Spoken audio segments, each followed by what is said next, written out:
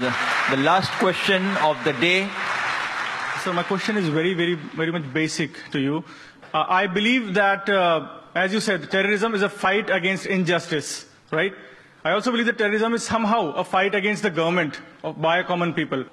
किसी इंसान के साथ अगर अन्याय होता है तभी वो जाके मजहब के नाम पे लोग इकट्ठा करता है और फिर he tries to fight against whatever has happened to him. But what I believe is एक इंसान एक नॉर्मल पर्सन if somebody हम में से अगर कोई गुजरात में होता तो शायद हम भी वही करते जो उन्होंने किया. मतलब और आप क्या कर सकते हैं? आप पुलिस पे आपको भरोसा नहीं है, जुडिशियल सिस्टम 10 साल लगा देगी, तो एक नॉर्मल इंसान के पास कौन सा ऑप्शन बचता है अगर उसके साथ कुछ बुराई हो तो? What would your advice be to a normal man like me if something like this happens to me? What should we do? I agree with you. What you are saying is that if it happened with you or me, when we see our family members being killed in front of us, our mothers and our sisters being raped, our houses being, what will you do? And I agree that what you do the same thing. A normal human being will do that. That's normal. Unless you have so much faith in Almighty God. I do agree with you. 99% human beings, unless he's wearing bangles, otherwise, this is a normal reaction. Unless a person has faith in Almighty God.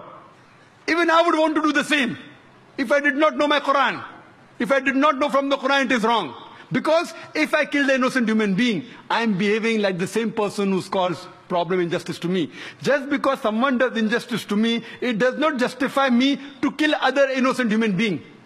Just because somebody has robbed me, I can't go and rob a third person. If I catch the person responsible and book him and punish him, that's a different case. But I cannot kill any innocent human being based on the logic of the Quran, that it prohibits you from killing any innocent human being. Because I know the Quran, I will not retaliate in that way.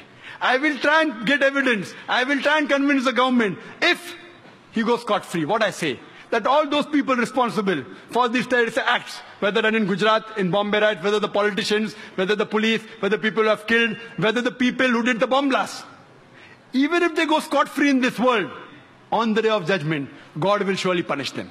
So we as Muslims believe, as it's mentioned in the Quran, in Surah Al-Imran, chapter 3, verse 185, that kullu nafsin zaikatul maut, every soul shall have a taste of death. But the final recompense is on the day of judgment. Because we believe this life is a test for the hereafter, we leave it. If we cannot do something here, we leave it for Almighty God to do the justice. And inshallah, he'll be punished in the hereafter. If we catch Hitler today, what punishment can you give him?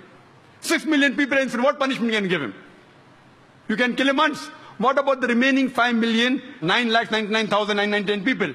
Quran says in Surah Nisa chapter number 4 verse number 56 that those who reject our signs, we shall put them in the hellfires. And as often as the skins are roasted, we shall give them fresh skin so that they shall feel the pain. Today science tells us that there are pain receptors. So God tells that on the day of judgment, if the skins are roasted, we shall give them fresh skin so that they shall feel the pain. If God wants to incinerate Hitler 6 million times, he can do it. We can't do it here. So therefore, we leave it to the main justice to God.